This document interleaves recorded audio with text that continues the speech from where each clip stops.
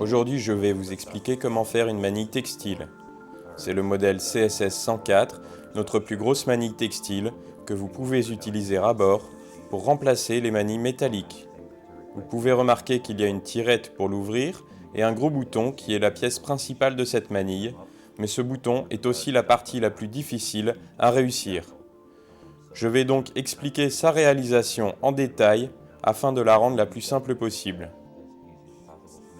La seule chose que vous ne pourrez pas faire, c'est pré-étirer la manille. En effet, quand nous fabriquons ces manilles, nous les pré-étirons à leur charge de travail. Cette manille, la CSS 104, est pré-étirée à 5000 livres et cela souque fortement le nœud. Comme vous pouvez le voir, cela produit un bouton très dur. Mais ce que vous pouvez faire pour renforcer le bouton, c'est laisser dépasser les chicottes, car quand vous mettrez la manille sous tension, le nœud va glisser et si vous coupez les chicottes à ras, il va se défaire. Donc, si vous ne pré-étirez pas la manille, laissez dépasser les chicottes largement.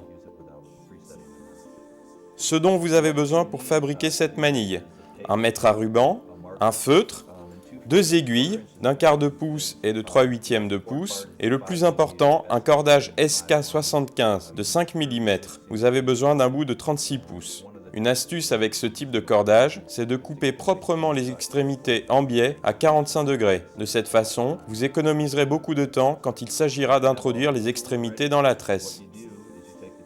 Après avoir réuni tout le matériel, nous pouvons commencer. En premier, vous mesurez 12 pouces avec le mètre et faites une marque au feutre.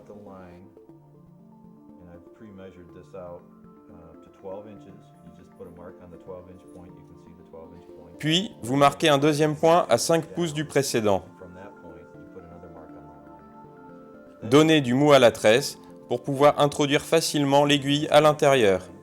Vous insérez ensuite l'aiguille d'un quart de pouce à l'intérieur de la tresse entre les deux marques. Comprimez la tresse pour l'agrandir, ce qui facilitera le passage du brin. Prenez ensuite l'extrémité les plus longues, retirez l'aiguille et conduisez ce brin à l'intérieur de la tresse tout en gardant la tresse comprimée et ouverte. Faites passer la plus grande partie du brin à l'intérieur de la tresse.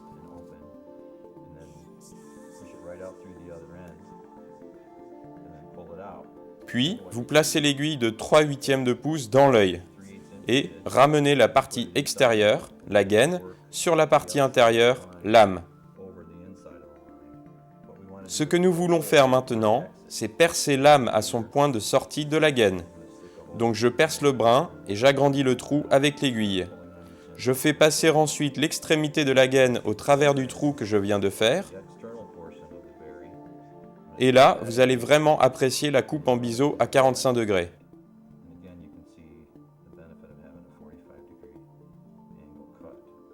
Maintenant, ce que je veux, c'est étirer et resserrer l'épissure en m'aidant de l'aiguille. Comme vous pouvez le voir, nous venons de terminer le blocage de la queue. L'épissure est terminée et nous allons commencer le nouage du bouton. C'est la partie la plus compliquée, donc n'hésitez pas à arrêter la vidéo, revenir en arrière pour regarder plus en détail. Pour commencer, vous prenez le brin qui sort du trou.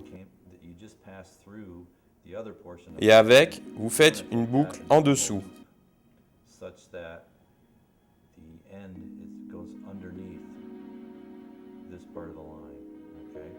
Vous prenez l'autre courant et faites une boucle qui passe au travers de la première. Puis, vous prenez l'extrémité de cette seconde boucle et la faites passer autour. C'est important, autour de l'autre brin et au travers de la boucle qui dépasse.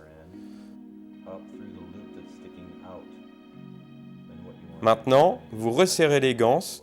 Cela va simplifier la suite qui est un peu plus compliquée.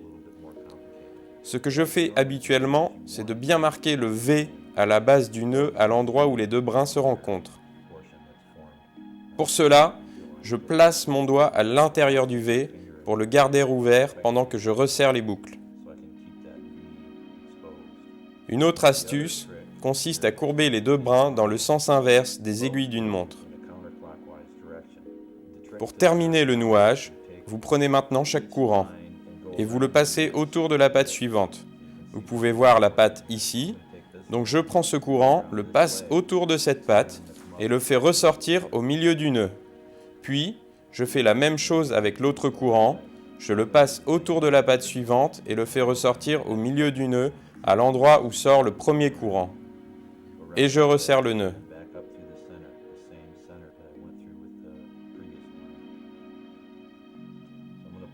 Ce que vous voulez maintenant, c'est prendre votre temps pour souquer fermement le nœud.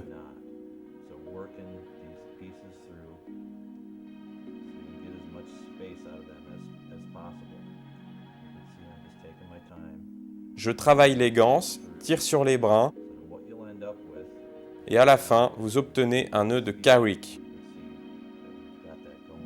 Je continue car je trouve que le nœud est encore trop lâche. Je prends mon temps pour retravailler le nœud.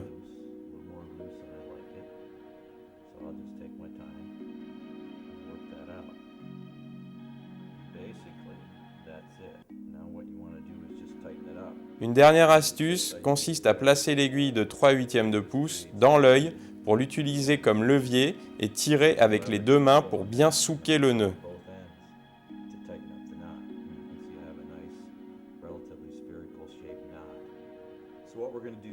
Maintenant, vous voulez couper l'extrémité des chicottes avec un couteau bien affûté. Personnellement, j'apprécie les couteaux céramiques.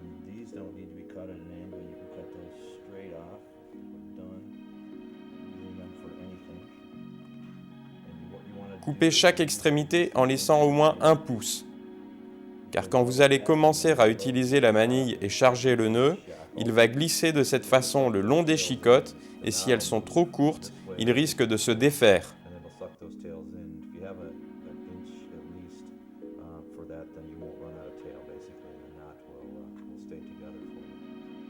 L'étape suivante consiste à installer la tirette.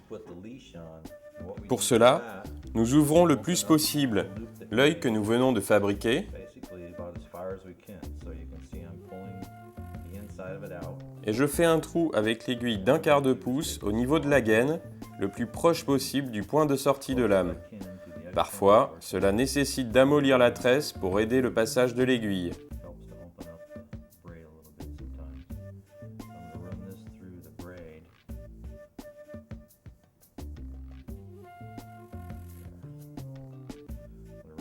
Je conduis 4 à 5 pouces de garcette Dyneema au travers du trou.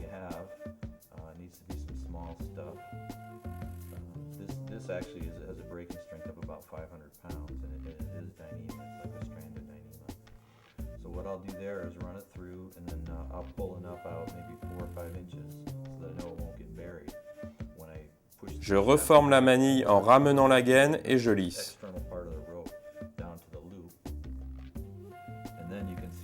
Et là, il me reste environ 2 à 3 pouces de la garcette. Maintenant, vous nouez la garcette pour la terminer.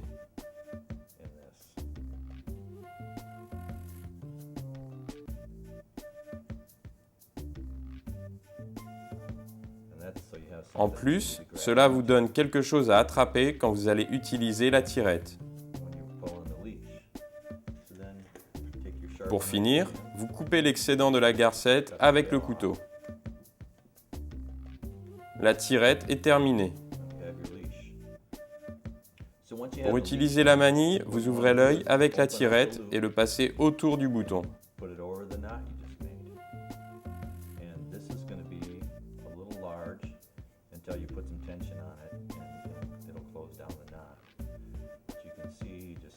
C'est un petit peu lâche, mais l'œil se refermera quand vous mettrez la manille sous tension. Et voilà, vous avez réalisé une manille textile.